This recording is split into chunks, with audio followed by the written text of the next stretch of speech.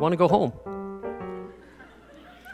It's a simple thought. This weekend I was at my daughter's ultimate tournament. It was in the snow, it was in the cold, I was freezing, it was raining.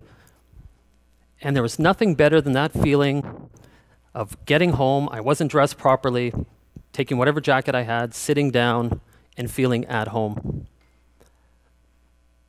For too many people in the world today, they don't have that sense of home. They have no place. Yet, in both Canada, the United States, Europe, and elsewhere, we have answers, we have solutions, we have ideas to end homelessness. Something is holding us back. We've got innovative people, we have disruptors, we have everybody. That's what they've been doing, trying to end homelessness. I got stuck on a song by Bob Dylan. Talked about shelter from the storm. And I wondered about that song and how somebody experiencing homelessness sometimes felt like they were in a storm, whether it was addiction, opioid crisis, gambling, family, any kind of cause. There are so many causes of homelessness. But equally, there's so many solutions. And somehow I felt on the other end, the shelter side of that song and that line, that we are part of that shelter system. Not a shelter, a physical sense, but a shelter as a community. And when someone's in need, we need to provide that shelter to that person. It's simple. Whether it's coming home to an apartment, coming home to a family, or just coming home. Yet in Canada, United States, there is a significant number of people who are struggling. Over 500,000 in the United States, 35,000 Canadians tonight have nowhere to go. And that's a shame. For a number of years, I spent my time on the At Home Chez Soi project, where we were able to use an approach called Housing First to end homelessness for 1,000 Canadians.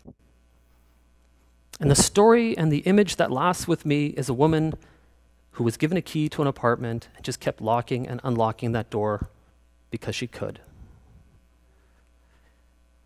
Homelessness, the mental health system, costs money, significant money. Every day we do less and less, it costs more.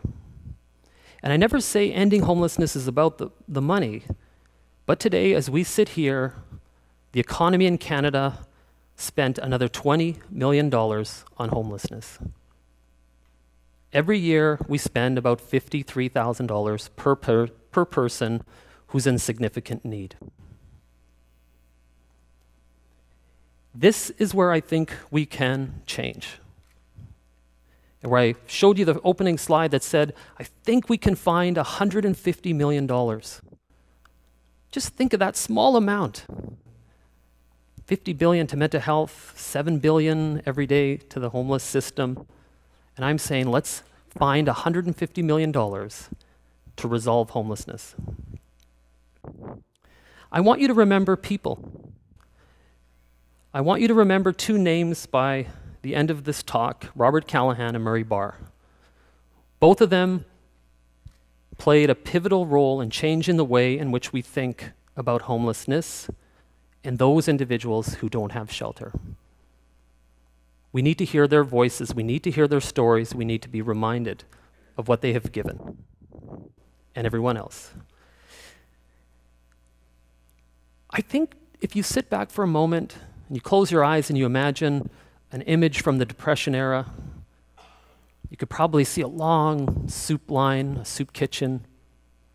You could probably see images around Thanksgiving and Christmas of shelters bustling with volunteers, helping, serving meals, putting heads on beds, as some would say.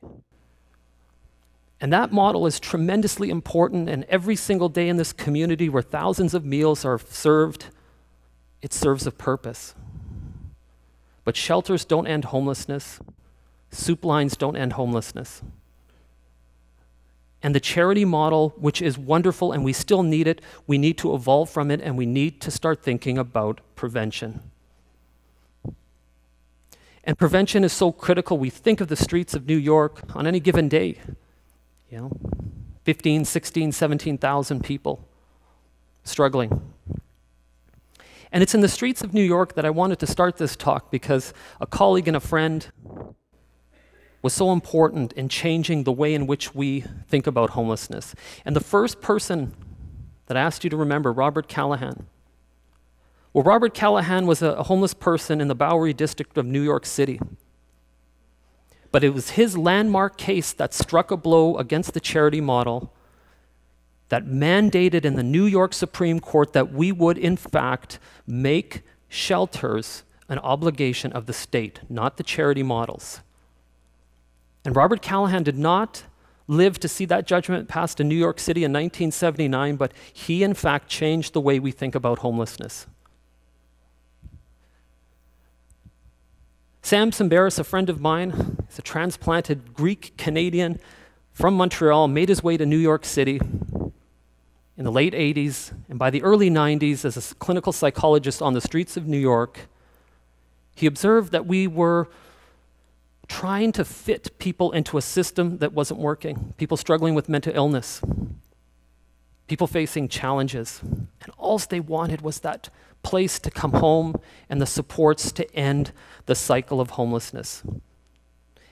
And Sam said, well, you know what? You can give me $76, I'll put somebody in an apartment, or you can pay me, or the system, $1,200 to put them in a psychiatric hospital. And in those words, Sam put forward the Pathways to Housing model and changed the way in which we think about ending homelessness by providing a housing-first lens. And those origins in New York City were critical. He created the foundation for how we could do it differently. And the simple thing was, give somebody an apartment, get them off the street, give them somewhere to put their coat, and then work with them to try to find a solution to what was the challenge in their life, their pathway to recovery, whatever that was. And Sam was pivotal in all this. Some of you know author Malcolm Gladwell. And Malcolm Gladwell turned homelessness in a different direction by bringing light to the story of Murray Barr. And Murray Barr's story is quite intriguing because what he did was point homelessness in the direction that, you know what? It costs money. And on the streets of Reno, Nevada, here was Murray Barr, an ex-veteran struggling with homelessness, but costing the system $1 million. And that little movement there created a sense that we needed to do something. And while it didn't contribute to what I'm going to end my talk on, which is the At Home Chez Soi project, because with $110 million, we proved that in Canada we could take that American model, we could take 1,000 people, we could put them in housing, we could provide them the right supports and services, and we could end homelessness. The evidence was clear. And the evidence is clear in the 100-some-odd peer-reviewed journal articles. The evidence is clear in the federal government investing $500 million on housing first based on At Home. The evidence is clear. We know how to end homelessness. But my last minute or two of my discussion is simply, we need to now shift to prevention. And I think if we work on those 35,000 Canadians that tonight are homeless, and if we can just curb that number by 10, 15, 20, 30%, if we can take the costs that somebody might spend on psychiatric supports, on the shelter system, on different systems that we know transform when somebody's given a home, someone's given hope, and someone's given an opportunity. And my vision is simply, let's curb the number of homeless persons in this country by 20%. Let's take that money that is not being expended in the wrong parts of the system, and let's focus on innovation. Let's focus on preventing homelessness from the get-go, because I know we can do it. And if we took $150 million and distributed it just in a few cities to begin the idea that we can change not only how we address when someone becomes homeless, but how we can prevent it. And I know we can get into the schools. I know that we can talk to people who are experiencing tonight that trauma. experiencing that mental health issue that's gripping them. And we can get more and more people on the path to recovery sooner. And my simple idea is everybody wants a place to go home. All of us want to go home tonight. We're going to be tired. You're going to hear a lot of people thinking and speaking. And I think we just want to go home. And I think the time is right. Thank you.